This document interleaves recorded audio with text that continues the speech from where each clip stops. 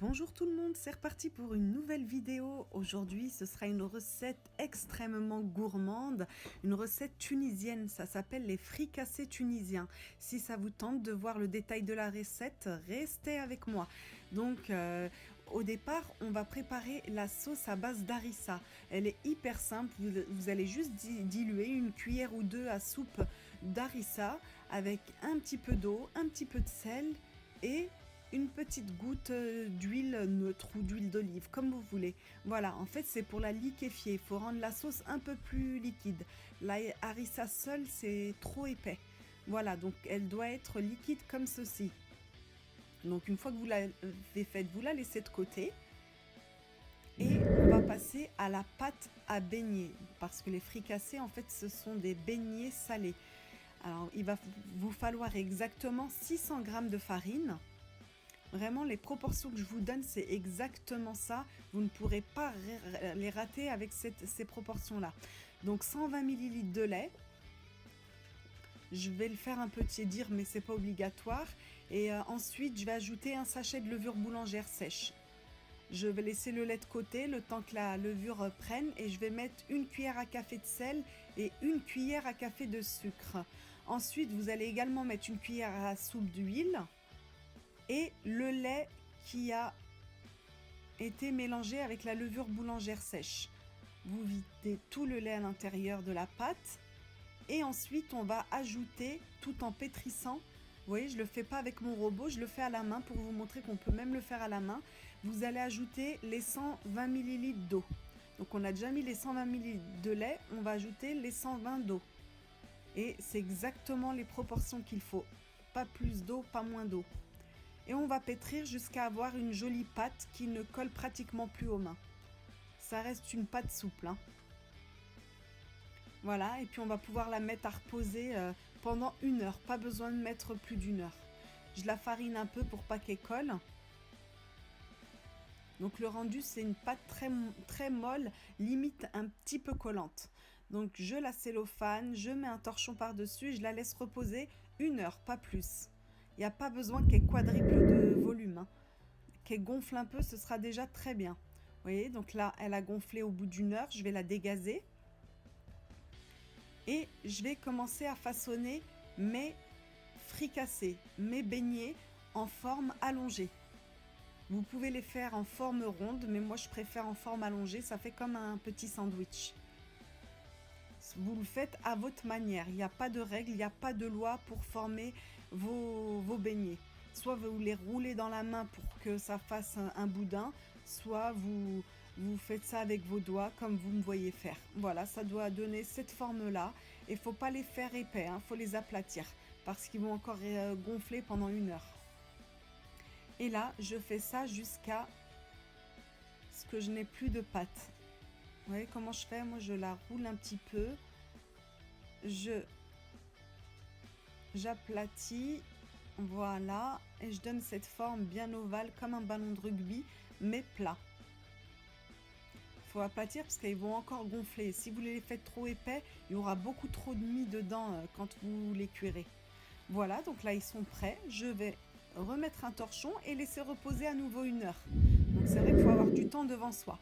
Il faut le faire quand vous êtes disponible. Donc 1 heure après, vous voyez, ils ont gonflé. On va les mettre dans un bain d'huile chaud à feu doux moyen. Comme d'habitude, toutes les fritures, de toute façon, il faut que vous fassiez un bain doux ou moyen. Sinon, ça va être cru à l'intérieur et archi cuit, même cramé à l'extérieur. Donc feu doux moyen jusqu'à ce que vous ayez un beignet doré, comme vous pouvez voir là. Là, c'est une jolie dorure. C'est une jolie dorure. Donc, vous allez pouvoir les sortir de l'huile. Vous mettez bien sûr du papier absorbant pour enlever le surplus de gras. Et vous continuez à faire frire vos beignets jusqu'à ce que vous ayez tout fait. Donc, bien les retourner régulièrement et même les arroser d'huile au-dessus pendant la cuisson. Car vous voyez, on voit qu'au-dessus... il n'y a pas d'huile, donc à vous de les arroser avec une cuillère. Donc ça a très bien gonflé, mais vous verrez, il n'y a pas énormément de mie à l'intérieur et on n'en veut pas de beaucoup de mie, sinon c'est trop bourratif. On va voir par la suite quand je vais les ouvrir. Mais franchement, bravo aux Tunisiens, c'est une recette que j'affectionne énormément. En fait, c'est de la street food tunisienne. On aime tout ça à la maison. Je la fais très très régulièrement. Malheureusement, même si c'est assez gras, on aime beaucoup ça. Vous voyez, donc il n'y a pas énormément de mie, donc on va pouvoir les farcir. Donc dans la tradition tunisienne, on met à l'intérieur donc la sauce liquide d'harissa avec plein de bonnes choses, des pommes de terre que j'ai bouillies au préalable, des œufs durs. Donc vous voyez, vous avez toute votre farce à préparer en amont. Donc faire bouillir des œufs durs, de la pomme de terre coupée en dés, du thon. Si vous voulez des cornichons, moi j'ai mis des olives comme à la tunisienne. Et on met tout ça à l'intérieur, on le remplit bien généreusement et on recouvre encore un petit peu d'harissa. Et votre beignet est prêt. Mais sincèrement, c'est vraiment très très très très bon. Même pendant le ramadan aussi, c'est sympa sur une table. Voilà, j'ai terminé par des olives vertes et des olives noires. Nous, on aime beaucoup les olives. Mais vous mettez ce que vous voulez dedans, hein. Des fois, j'en fais avec du surimi et de la mayonnaise, avec des pommes de terre et des œufs. Vous voyez, il y a plein de manières de les garnir. Là, j'ai vraiment voulu les faire à la tunisienne. Donc, on les garnit comme ça jusqu'à ce qu'on ait plus... que tous nos beignets soient garnis. Et il n'y a plus qu'à les manger encore tièdes. Et comme il n'y a pas énormément de mie à l'intérieur, c'est pas si bourratif que ça.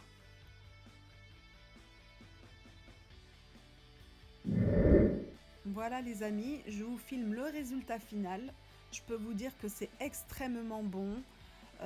Comme je vous ai dit, faut pas être tunisien pour forcément faire des recettes tunisiennes. Moi, je suis française d'origine marocaine et je cuisine de tout, japonais, français, algérien, tunisien. N'hésitez pas à vous aventurer en cuisine. Il n'y a rien de compliqué, puis il faut goûter à tout. Voilà les amis, j'espère que cette recette vous donnera l'eau à la bouche et vous motivera à la faire. Et franchement, vous ne le regretterez pas. À faire de temps en temps. C'est sympa et très très bon. Je vous laisse sur les dernières images. Je compte sur vous pour liker la vidéo et la partager auprès des gens que vous connaissez. Puis je vous dis à très très bientôt pour une nouvelle vidéo. Merci.